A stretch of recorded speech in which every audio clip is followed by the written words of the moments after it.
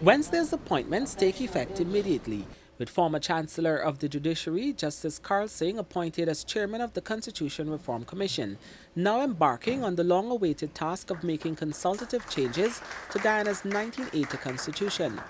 President Irfaan Ali believes, like many others, that the Constitution should serve as a timeless blueprint for governance, but noted that the dynamic and evolving nature of society now necessitates periodic updates. This, he says, will ensure that the Constitution continues to be relevant. The Constitution must be drafted in clear and accessible language, comprehensible to the average individual.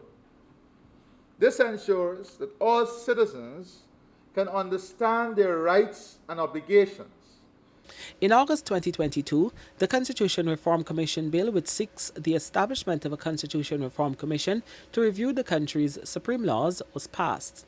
Following the passage of the bill, monies were budgeted in 2023 for constitutional reform plans, and the building was rented and furnished for the Commission.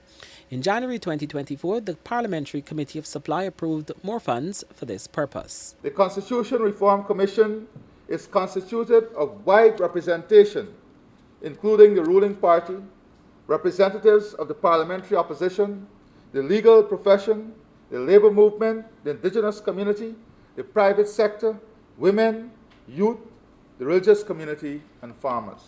According to the Constitution Reform Commission Act, the Commission will review the Constitution to provide for the current and future rights, duties, liabilities, and obligations of the Guyanese people.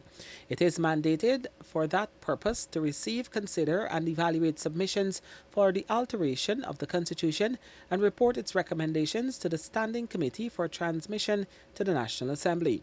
In conducting the review, the Commission will consider the full protection of the fundamental rights of and freedom of Guyanese under law, the rights of indigenous people of Guyana, the rights of children, eliminating discrimination in all forms, improving ethnic relations while promoting ethnic security and equal opportunity. The Commission will also, among other things, implement reforms relating to elections and the Guyana Elections Commission, taking into consideration composition, method of electing its chairman and the members, and its jurisdiction over national registration and electoral processes. Government's model for constitutional reform is laid out in its 2020 to 2025 manifesto and promotes the inclusion of all Guyanese in the review process. The Constitution of Guyana is the highest governing document in the country. It came into effect on October 6, 1980, replacing the Constitution enacted in 1966 upon its independence from the United Kingdom. Guyana's Constitution was last amended on August 3, 2000.